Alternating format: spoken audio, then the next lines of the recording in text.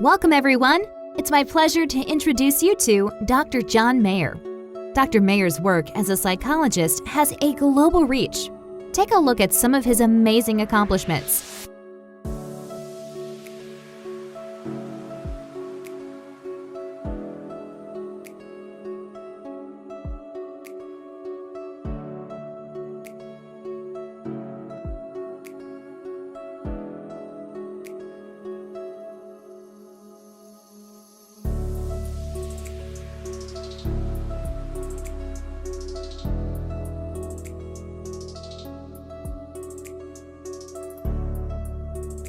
This is the go-to person when you have emotional problems.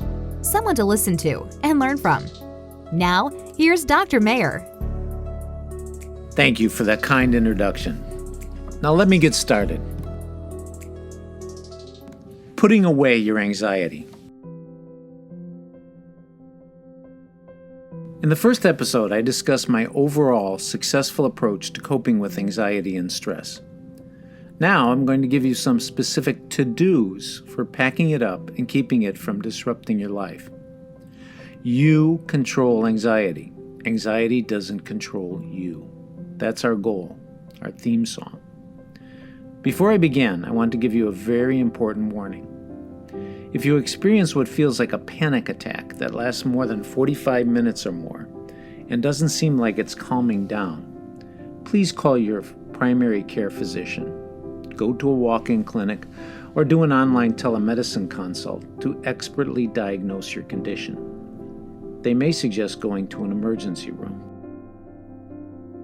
I will discuss panic attacks further in episode 4 of this podcast. These podcasts focus on emotional, cognitive, and behavioral control of your anxiety. So here we go. In episode 1, I mentioned the source of all anxiety. The unknown. Episode 1 laid a foundation of how to think about anxiety. But to quiet it quickly, I have to add another layer. Let me give you specific techniques to calm anxiety when it arises. In the episode after this one, I will detail effective techniques for long-term prevention of anxiety. But let's concentrate on anxiety in your life now. Here's the goal of every tool in this episode: clearing your mind. Yes, the key to handling your anxiety is to trick that little buddy of ours, the brain, from ruminating about those things that stress us out. All those new, improved, miraculous discoveries you Google, none of which are new at all, by the way, such as mindfulness, meditation, yoga, exercise, singing kumbaya, concentrated breathing, pets, praying, hobbies, gaming. All those things you read about are all ways to get our little friend from thinking about what troubles us. Remember, as I so strongly said in episode 1, anxiety will always be around. We just need to keep it from scrambling that egg that sits atop of our neck. Here are the techniques. By the way, these work great for panic attacks as well. Relocate. If possible, leave wherever you are and move to a different location. Ideally, go outside. Take some deep breaths. I recommend closing your eyes and visualizing an unbelievably pleasant scene, experience, or situation. More on that later in the episode. Sounds simple, but here's a brain trick to doing this. You see, by changing location as fast as you can, your brain has to accommodate a whole new set of stimuli. Different lighting, colors, temperatures, doorways, navigation, and more. This immediately helps to clear your mind of the overwhelming anxiety. Then you add this quick meditation piece, the closed eyes, the deep breaths, the visualizations, and all this works like a computer reset. Next, surrender. Okay, you've got anxiety. You know what this is. If not, you're going to learn in these podcasts. You've probably been here before, and you know it can go away. Stop. Slow it down. Remember, anxiety is telling us that something is wrong, so you need to take care of it. In the U.S., we have high rates of anxiety because we don't slow down when we get stressed. Instead, we tend to try to push through it. Give a problem its due. This has been a great instruction I give people. Problem solve. By stopping, slowing down, you can give anxiety the attention it is demanding, and you can control it. Remember, the source of your anxiety is the unknown. Try your best to uncover what is making you anxious. One of the most frequent reasons why anxiety lingers in our lives is that we don't stop and give our full attention to what we are feeling.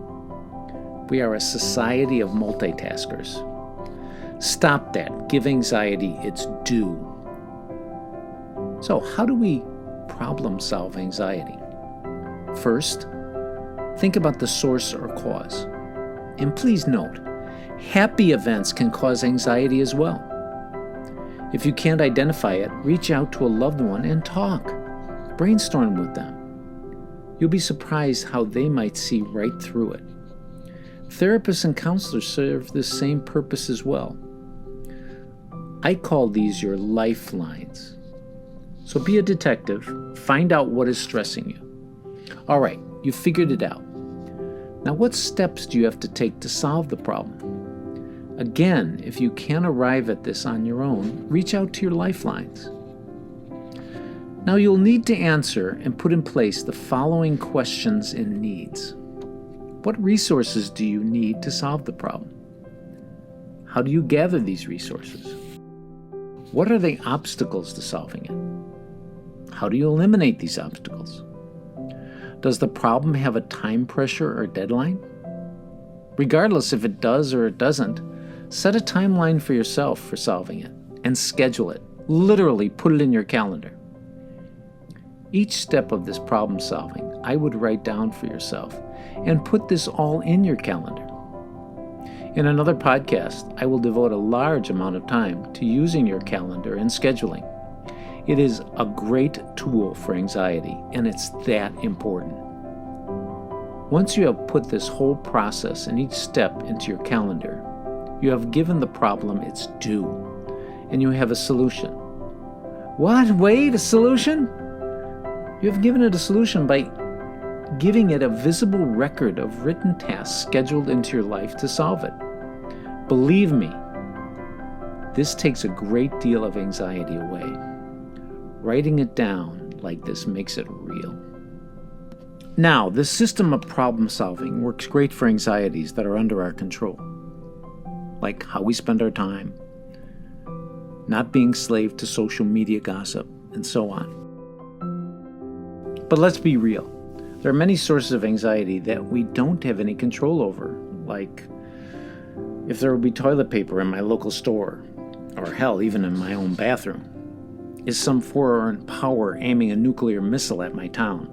How stupid other people behave.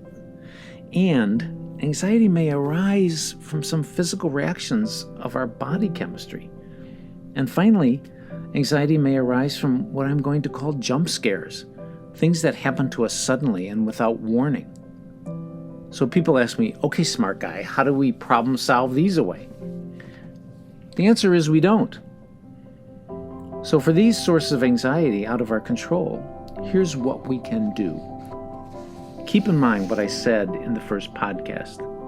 It is times like these that looking into our history is critical.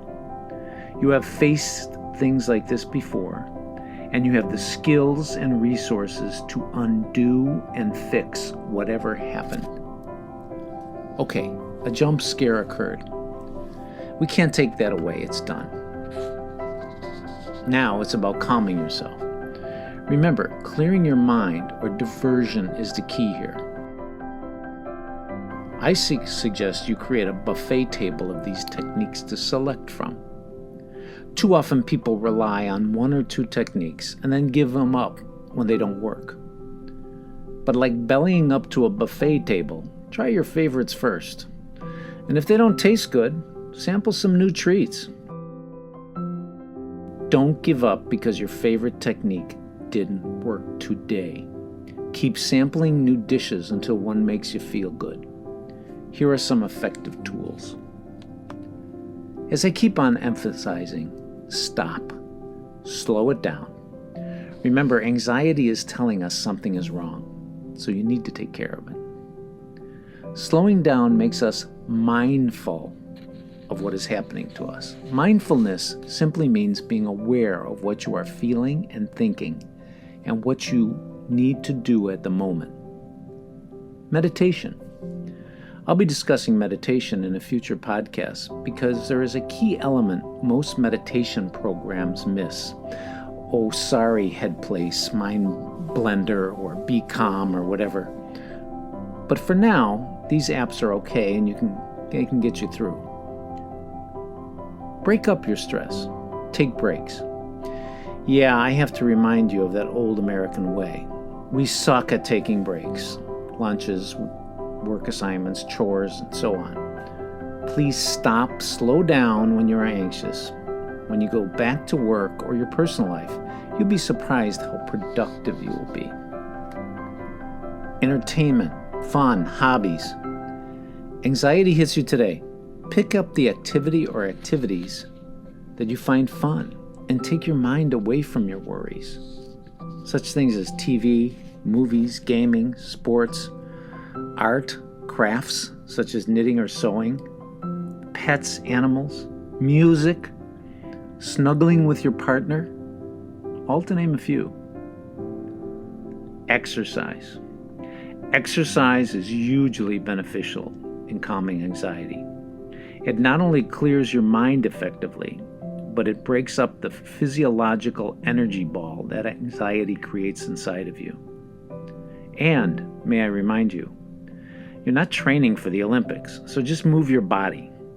Heck, close your bedroom door, turn on some music, and do the whack dance. People. Call up your lifelines. We have such a rich resource all around us, people. Reach out to a family member, friend, minister, therapist, and talk. Luxuriate. Treat yourself. Be creative and put together your personal spa indulgence day, half hour, whatever. Medications. Note that I have this last.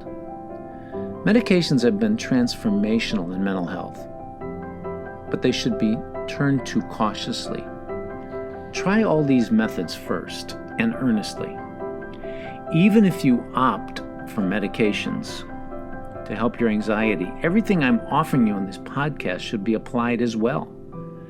This combination we call best practices. All these tools, by the way, are a twofer. You can also calm yourself with these techniques while you are solving the source of your anxiety and doing the problem-solving steps. And after you problem solve, to keep continuing to calm any lingering anxiety. Well, that's it. Next episode, I'm going to detail how you can build a lifestyle that controls anxiety. You can call this prevention. Hope to see you then.